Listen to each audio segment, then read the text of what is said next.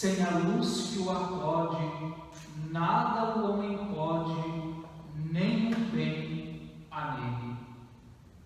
Meus irmãos e irmãs, celebrando hoje a solenidade de Pentecostes, a solenidade na qual o Senhor derrama sobre a sua igreja o Espírito prometido, o Paráclito, o Advogado, e através deste Espírito Santo, a igreja é manifestada ao mundo. Hoje a liturgia, em sua sobriedade, na seriedade das suas palavras e dos seus hinos, nos recorda que sem o Espírito Santo que vem ao nosso encontro, que nos acorde, nós seres humanos não podemos nada. Vem nos recordar que em nós não há nada de bom sem a ação do Espírito Santo.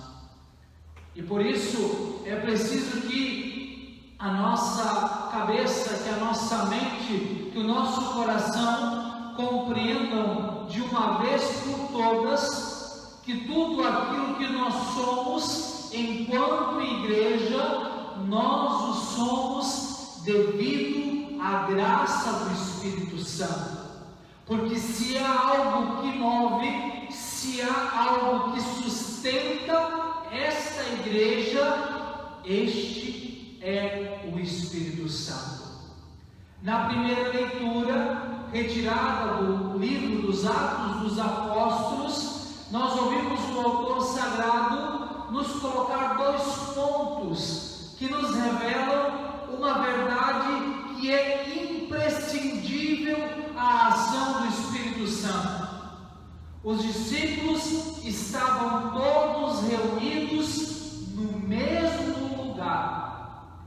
Foi o mandato do Senhor: não vos afasteis de Jerusalém até que venha sobre vós o Espírito que eu hei de mandar do meu Pai. Então estavam ali reunidos, estavam ali juntos, estavam ali em unidade, todos os membros da igreja até então. E veio sobre eles o Espírito Santo. E aí o autor sagrado começa a descrever: olha, eles ouviram um forte barulho, como uma ventania, o lugar estremeceu, e o Espírito Santo veio sobre eles como que línguas de fogo. E então eles começaram a anunciar as maravilhas de Deus, e todos aqueles que estavam ali ao redor, porque ao receber o Espírito Santo, aquele medo que eles tinham foi-se embora, e eles começaram a anunciar as maravilhas de Deus. Vamos pensar, Pentecostes acontece no final ali da festa, chamada Festa das Tendas dos Judeus. Isso quer dizer que Jerusalém estava cheia de judeus de todos os lugares. E é por isso que pessoas que eram de vários lugares e falavam de várias línguas ouviam as maravilhas do Senhor serem proclamadas como se fosse na sua própria língua. Eu me recordo que uma experiência, eu diria, muito interessante, e eu creio muito similar à de Pentecostes, foi a que as pessoas que foram, ao menos, tiveram na Jornada Mundial da Juventude. Na Jornada Mundial da Juventude, que aconteceu aqui no Rio de Janeiro, em 2013, nós tínhamos pessoas de praticamente todos os países do mundo, representando de múltiplas línguas. E apesar de línguas diferentes, por estarmos na busca de um só Deus, Jesus Cristo, nós falávamos uma só língua, a língua da fé. E por isso era possível nos entendermos. Eu creio que a experiência da jornada traduz um pouquinho daquilo que é a experiência de Pentecostes. Mas o que eu gostaria de, acima de tudo, em primeiro lugar, dizer aqui a partir desta primeira leitura, é que esta capacidade de, apesar da diversidade, apesar de sermos filhos de culturas diversas, os sermos católicos, os sermos membros da Igreja de Cristo, desta Igreja que recebe o Espírito Santo, de sermos membros desta Igreja pelo sacramento do batismo, isso nos concede um dom especialíssimo, o dom da unidade na fé. Nós cremos num único e verdadeiro Deus. Nós somos guiados por um único e verdadeiro Deus, Espírito Santo. É este Espírito Santo que vem até a cultura e a vida de cada um de nós e nos batiza e nos faz participantes de um mesmo corpo, em unidade de uma mesma fé. De tal maneira, e aí então nós passamos para a segunda leitura, de tal maneira que, como diz São Paulo na carta aos Coríntios, ninguém pode dizer que Jesus Cristo é o Senhor se não for no Espírito Santo. Por quê? Porque é o Espírito Santo quem nos revela, é o Espírito Santo quem nos diz quem é Jesus Cristo. Só é possível reconhecer que Jesus Cristo é o nosso Senhor. Só é possível reconhecer que Jesus Cristo é o nosso Salvador quando o fazemos movidos pelo Espírito Santo. E me permitam, meus irmãos e irmãs, lhes dizer, é por isso eu creio que hoje, em nossos dias, há tanta confusão acerca de quem seria Jesus Cristo. Embora a Igreja Católica Apostólica Romana há 2000 anos pregue e ensine na autoridade do Espírito Santo quem é Jesus Cristo, há muitas pessoas que sequestram para si o direito e a, entre aspas, autoridade de falar acerca de Jesus Cristo, mas são pessoas que não estão de acordo com o Espírito Santo, são pessoas que não estão sob a tutela do Espírito Santo, porque se o Espírito Santo concede à Igreja o dom da unidade na fé, aquelas pessoas que estão dissonantes da fé da Igreja Católica, ou seja, aquelas pessoas que não proclamam, que não creem naquilo que a Igreja proclama como única e verdadeira fé, me permitam lhes dizer, não são guiadas pelo Espírito Santo. E por isso podem falar muitas coisas acerca de Jesus Cristo, mas não conseguem proclamar com a autoridade que Ele é o Senhor, que Ele é o Salvador, porque lhes falta algo que é essencial, porque lhes falta o Espírito Santo.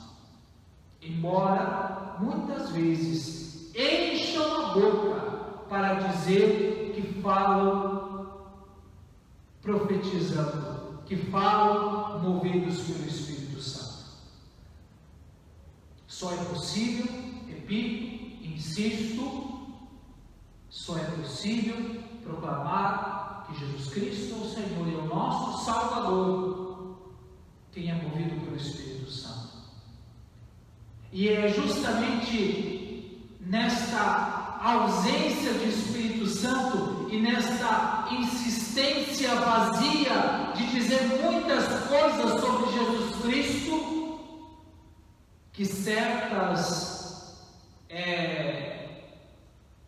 variantes, que certas variações de cristianismo estão falindo e estão fracassando. E nós temos que ter muito cuidado para não irmos atrás disso, porque isso pode, inclusive, nos levar individualmente a fracassar e a falir. E eu digo individualmente porque a Igreja Católica Apostólica sempre foi e sempre será guiada pelo Espírito Santo. Embora muitas vezes nós, os seus membros, falhemos na nossa fidelidade ao Espírito Santo, a Igreja de Cristo jamais falhará. O que nós precisamos prestar atenção é na nossa conduta, é no modo como nós temos professado a nossa fé, é no modo como nós temos vivido a nossa fé. E assim nós olhamos para o Evangelho da liturgia de hoje, é o Evangelho do domingo da ressurreição, quando os apóstolos, os discípulos do Senhor, estão encerrados, com as portas fechadas, por medo dos judeus. Jesus entra onde eles estão, deseja-lhes a paz, mostra que é eles, mostrando as suas chagas, e depois então sopra sobre eles e diz: recebei o Espírito Santo. Porque é Ele o doador do Espírito Santo. E Ele diz: recebei o Espírito Santo, a quem perdoardes os pecados, eles lhes serão perdoados, a quem não os perdoardes, eles lhes serão retidos. O que o Evangelho está nos deixando muito claro, meus irmãos? Está nos deixando muito claro que a autoridade da Igreja consiste em fazer aquilo que o Espírito Santo manda fazer. E aquilo que a Igreja realiza, ela realiza na autoridade do Espírito Santo. Vamos compreender quando um sacerdote validamente ordenado pega um pedaço de pão, pega um pouquinho de vinho e diz: este é o meu corpo, este é o meu sangue. Não é pela vontade somente daquele sacerdote que aquele pedaço de pão, que aquele pouquinho de vinho se transforma no corpo e no sangue de Cristo, mas é pela ação do Espírito Santo, que antes consagrou aquele homem, configurou aquele homem sacerdote. Mas é pela ação do Espírito Santo. É por isso que na consagração, antes de repetir as palavras mesmas de Jesus Cristo, o sacerdote estende as mãos sobre as ofertas e reza a epíclise: enviai, Senhor, o vosso Espírito Santo, para que estas nossas ofertas sejam transformadas no seu corpo e no seu sangue. Quando um sacerdote, quando um diácono derrama água sobre a cabeça de um pagão e dizem: eu te batizo em nome do Pai, do Filho e do Espírito Santo, não é pela vontade do sacerdote, não é pela vontade do diácono que aquela pessoa, que aquele pagão passa agora a ser filho, filha de Deus, mas é pela ação do Espírito Santo.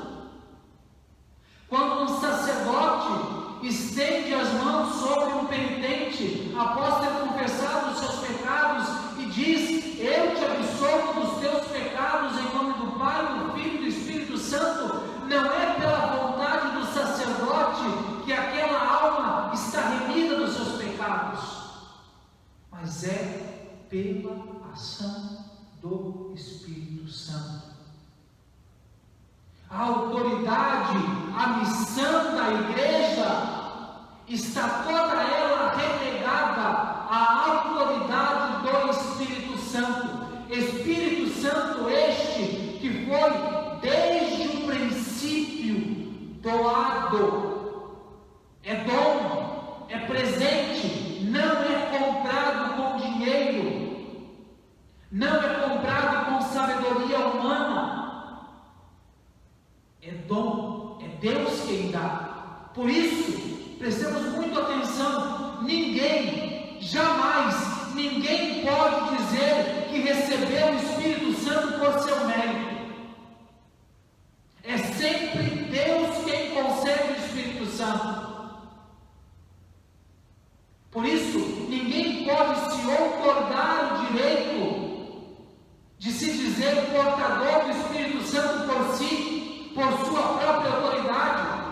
E por isso eu pergunto, como que muitos sujeitos por aí abrem igrejas e se dizem autoridades, pastores, em nome do Espírito Santo? Quem lhes deu autoridade? Quem lhes deu autoridade para interpretar a Sagrada Escritura, que foi inspirada pelo mesmo Espírito Santo? Quem lhes deu? Ninguém. Enquanto a igreja recebeu desde o princípio esta autoridade de nosso Senhor, soprou sobre eles e disse: recebei o Espírito Santo. Os pecados que vocês perdoarem serão perdoados, a quem não perdoardes não serão perdoados. Não é uma coisa que eu, Padre Galvão, disse: eu a partir de hoje vou perdoar os pecados. Pobre de mim, eu não faço nada sem a igreja, e a igreja não faz nada sem o Espírito Santo, que foi dado a ela não porque ela quis, mas porque nosso Senhor assim o quis. Então, meus irmãos e irmãs, nós precisamos olhar seriamente para essa realidade e compreender o que é igreja, o que é a Igreja Católica. A Igreja Católica não é uma brincadeirinha. A Igreja Católica não é um vamos brincar de faz de conta. E aquilo que a Igreja Católica realiza, ela não realiza simplesmente por palavras humanas. Ela realiza numa autoridade que lhe foi dada, que lhe foi dom, presente, que veio do alto. Isto é igreja. E aqui, meus irmãos e irmãs, nós nos deparamos, e é aqui que eu creio que diretamente cada um de nós, eu e você, que somos fiéis, que somos discípulos da Igreja de Cristo, o que cada um de nós precisamos ter muito cuidado, porque hoje, cada vez mais, nós vivemos uma onda, não é? Uma quase que mania de renegar a igreja. O mundo de hoje, cada vez mais, tende a renegar a igreja, tende a renegar a autoridade da igreja. E é claro, quem não é católico, ou quem até foi batizado, mas virou as costas para Deus, eu nem estou falando desse povo, eu estou falando de quem é católico mesmo, quem frequenta a igreja, quem procura, ao menos, viver a vida sacramental.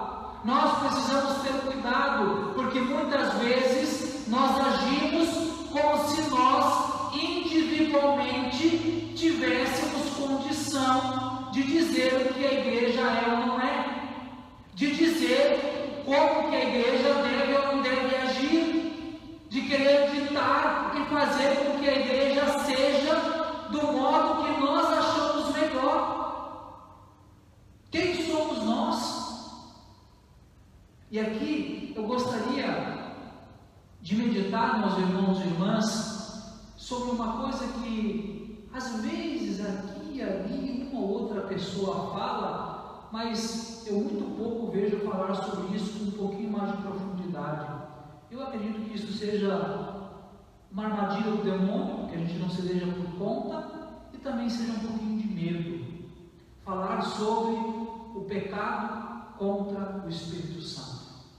Estamos celebrando Pentecostes, e nosso Senhor Jesus Cristo disse no Evangelho de São Marcos que o único pecado que não tem perdão é o pecado contra o Espírito Santo. Mas quem blasfemar contra o Espírito Santo nunca será perdoado, mas será culpado de um pecado eterno. Marcos 3:29. O que é este pecado contra o Espírito Santo? Vejamos bem, meus irmãos e irmãs, uma fala do Santo Padre, o Papa Pio XII, pelo menos 70 anos atrás. E olha que o mundo de lá para cá já mudou muito. Dizia Pio XII: talvez o maior pecado do mundo de hoje seja que o homem tenha começado a perder o sentido de pecado. O maior pecado no mundo de hoje, há 70 anos atrás, gente, seja que o homem tenha começado a perder o sentido de pecado. Eu diria que se Pio XII vivesse hoje, ele não ia dizer talvez, ele diria com certeza: o maior pecado não é que começamos, é que o mundo de hoje vive sem o sentido do que é pecado. E isso, meus irmãos e irmãs, é um forte indício de que o pecado contra o Espírito Santo, ele tem acontecido constantemente, ele tem se erguido constantemente. Mas o que é o pecado contra o Espírito Santo? O Papa São João Paulo II, num documento chamado Dominum et Verificantem, disse o seguinte: o pecado contra o Espírito Santo consiste na recusa de aceitar a salvação que Deus oferece ao homem mediante o mesmo Espírito Santo, agindo em virtude do sacrifício da cruz. Portanto, em síntese, o que significa? O pecado contra o Espírito Santo é a recusa de aceitar a salvação que nos é dada pelo Espírito Santo através da Igreja. Por isso muitas vezes se fala, não é, do pecado contra o Espírito Santo como uma recusa à salvação. Usa muitas vezes, inclusive, não é, a expressão um pretenso direito de perseverar no mal. É uma recusa à redenção, é uma não penitência, é um desesperar da salvação. E acontece, meus irmãos e irmãs, que quando nós começamos a perder o sentido do que é pecado, nós começamos a entrar nessa não penitência. Disfarçadamente, camufladamente, o demônio tem cada vez mais convencido filhos da igreja, membros da igreja, a pecar contra o Espírito Santo, especialmente quando ele começa a convencer muitas pessoas de que certas transgressões à lei de Deus não são pecado. Um exemplo muito claro: por que não o sexo antes do casamento, se eles se amam? Mas eles se amam, padre. Qual é o problema? Eles vão se casar. Qual é o problema? Se há amor, não há pecado. Quantas vezes nós ouvimos esta expressão, inclusive para justificar pecados contra a natureza, entre tantas outras coisas. Ah, mas eles se amam. Me desculpe lhes dizer, mas onde as coisas vão na contramão do amor de Deus, da lei de Deus, não há amor. É impossível. Mas cada vez mais se tenta, não é, como que diminuir o peso do pecado. Não, mas não é assim. Não é bem assim. Hoje é moda dizer: não julgueis, Deus é misericordioso. Eu sempre gosto de recordar aquela frase de Santo Afonso Maria de Ligório: a misericórdia é para quem ama e teme a Deus, não para quem abusa dela. E o mundo de hoje vive abusando da misericórdia misericórdia de Deus. E isso é um pecado grave contra o Espírito Santo, porque é o pretenso direito de perseverar no mal, de permanecer no mal, não obstante o Espírito Santo chame a conversão, chame a vida nova, chame a vida em Deus.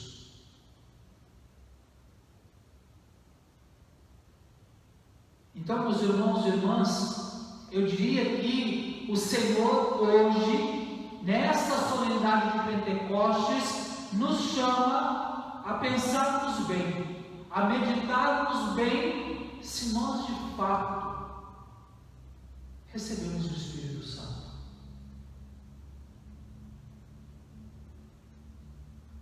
Vamos pensar o seguinte: se você precisa encher uma garrafa de água, aí você vai até uma fonte, aí está correndo com abundância daquela fonte água, e você enfia a garrafa debaixo da linha de onde está correndo água, mas com a tampa lacrada, fechada. Você vai encher a garrafa de água? Não! Você precisa fazer o quê? Abrir a tampa e tirar. Estar fisicamente dentro da igreja, e eu diria inclusive, muitas vezes até mesmo, receber os sacramentos, não significa receber a graça que aquele sacramento concede, porque nós podemos estar com a nossa alma fechada pelo pecado à graça daquele sacramento.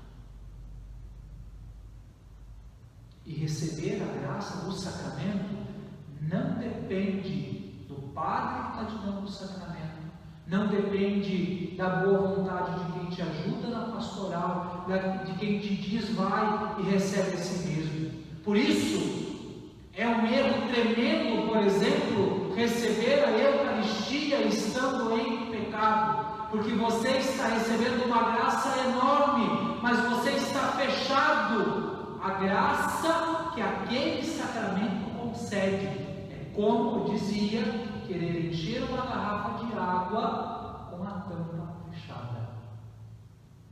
É desperdiçar a graça de Deus, é jogar a graça de Deus fora, é portanto abusar da graça de Deus.